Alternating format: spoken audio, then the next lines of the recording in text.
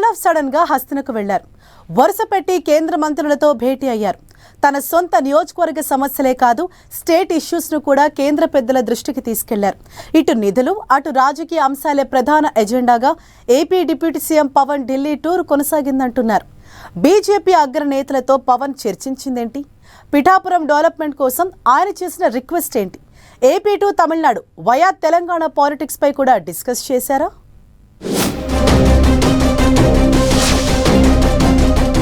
ఉన్నట్లుండి ఢిల్లీ టూర్కు వెళ్లిన పవన్ కళ్యాణ్ వరుస పెట్టి కేంద్ర మంత్రులతో సమావేశాలు, చర్చలు. పవన్ కళ్యాణ్ ఢిల్లీ పర్యటనపై అనేక ఊహాగానాలు. Pithapuram to AP state issues పై విజ్ఞప్తులు. AP to Tamil Nadu via Telangana politics పై చర్చ. AP deputy CM Pawan Kalyan all of sudden గా హస్తినలో పర్యటించడం ఆసక్తికరంగా మారింది.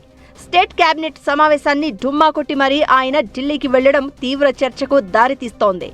డిప్యూటీ సీఎం ఇంత సడన్ గా దేశ రాజధానికి ఎందుకు వెళ్లారు అంటూ పొలిటికల్ సర్కిల్స్ లో హాట్ టాపిక్ అవుతోంది. పార్లమెంటు బడ్జెట్ సమావేశాలు ప్రారంభం కావడం, ఈ సమావేశాల్లో ఏపీకి సంబంధించిన కీలక బిల్లులను ప్రవేశపెట్టే అవకాశం ఉండడంతో కేంద్ర కేబినెట్ విస్తరణ వార్తల నడుమ పవన్ ఢిల్లీ పర్యటనపై అనేక ఊహాగానాలు వినిపిస్తున్నాయి. దీంతో ఇటు రాష్ట్రంలోనూ అటు దేశ రాజధానిలోనూ పవన్ పర్యటనపై రకరకాల గాసిప్స్ చక్కర్లు కొడుతున్నాయి. కేంద్ర హోంమంత్రి అమిత్ షాను కలిసిన పవన్ రాజధాని అమరావతి బిల్లుపై డిస్కస్ చేసినట్లు ఒక ప్రచారం జరుగుతోంది. అలాగే కేంద్ర బడ్జెట్లో ఏపీకి ఎక్కువ నిధులు కేటాయించాలని రిక్వెస్ట్ చేశారు అని చెబుతున్నారు. ఇదే సమయంలో కేంద్ర మంత్రివర్గ విస్తరణ జరిగే అవకాశం ఉండడంతో జనసేన పార్టీకి ఈసారి ప్రాతినిధ్యం కల్పించాలని కోరినట్లు గుసగుసలు వినిపిస్తున్నాయి. త్వరలో ఏపీ నుంచి 4 రాజ్యసభ స్థానాలు ఖాళీ అవుతూ ఉండడంతో తమకు 1 సీటు కేటాయించడంతో పాటు మంత్రి పదవి కూడా ఇవ్వాలని పవన్ కేంద్ర పెద్దల దగ్గర ప్రపోజల్ పెట్టి ఉంటారన్న చర్చ నడుస్తోంది. నాగబాబును రాజ్యసభకు పంపి కేంద్ర మంత్రి పదవి వచ్చేలా ఢిల్లీ పెద్దలను కోరేందుకు పవన్ ఢిల్లీ వెళ్లినట్లు ఓ టాక్ ఇంట్రెస్టింగ్ గా మారింది. ఇక తన సొంత నియోజకవర్గం పిఠాపురంకు నిధులు కేటాయించాలని కూడా కోరినట్లు తెలుస్తోంది. కాకినాడ జిల్లాలోని ఉప్పాడ తీర ప్రాంత కోతను అరికట్టేందుకు ఉప్పాడ సీ ప్రొటెక్షన్ వాలుకు నిధులు ఇవ్వాల్సిందిగా హోంమంత్రి అమిత్ షాను పవన్ రిక్వెస్ట్ చేసినట్లు చెప్తున్నారు. కేంద్ర రైల్వే, ఐటీ శాఖ మంత్రి అశ్విని వైష్ణవ్తో భేటీ అయి ఏపీలో రైల్వే మౌలిక సదుపాయాల కల్పన, విశాఖ రైల్వే జోన్ ఏర్పాటు ప్రాసెస్ను స్పీడప్ చేయాలని కోరినట్లు కూడా తెలుస్తోంది. ఏపీలో కొత్త రైల్వే లైన్లు, రైల్వే స్టేషన్ల ఆధునీకరణ, పిఠాపురం రైల్వే స్టేషన్ను మోడల్ స్టేషన్గా డెవలప్ చేయాలని విజ్ఞప్తి చేసినట్లు చెప్తున్నారు. ఇక అమిత్ షాతో భేటీలో రాజకీయ అంశాలపై కూడా పవన్ డిస్కస్ చేసి ఉంటారన్న చర్చ జరుగుతోంది. తమిళనాడు ఎన్నికలు రాబోతున్న వేళ అక్కడ ప్రచార బాధ్యతలు తీసుకోవాలని పవన్ను అమిత్ షా కోరినట్లు ఇన్సైడ్ టాక్. ఇక తెలంగాణలో మున్సిపల్ ఎన్నికల్లో పోటీకి సిద్ధమవుతోంది జనసేన.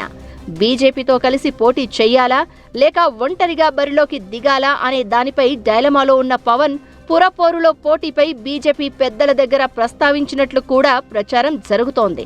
మున్సిపల్ ఎన్నికల్లో కలిసి పోటీ చేయడమా లేదా కూటమిగా ముందుకు వెళ్లడమా అనే విషయంపై స్పష్టత కోసం చర్చలు జరిగాయని హస్తిన వర్గాల టాక్.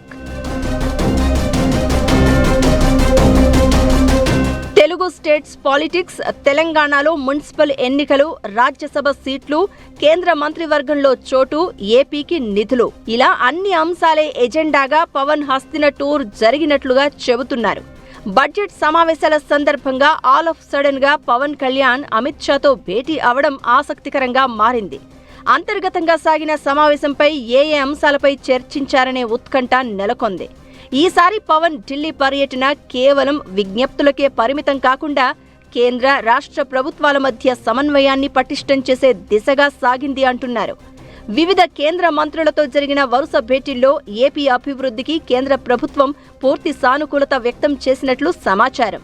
రాష్ట్ర ప్రయోజనాలు, రాజకీయ అంశాలు, అభివృద్ధి, నిధులే లక్ష్యంగా పవన్ హస్తిన టూర్ జరిగినట్లు చెబుతున్నారు. జనసేనకు కేంద్ర మంత్రివర్గంలో చోటు దక్కుతుందో లేదో, తమిళనాడు ఎన్నికల్లో పవన్ రోల్ ఎలా ఉండబోతోందో త్వరలోనే క్లారిటీ రానుంది.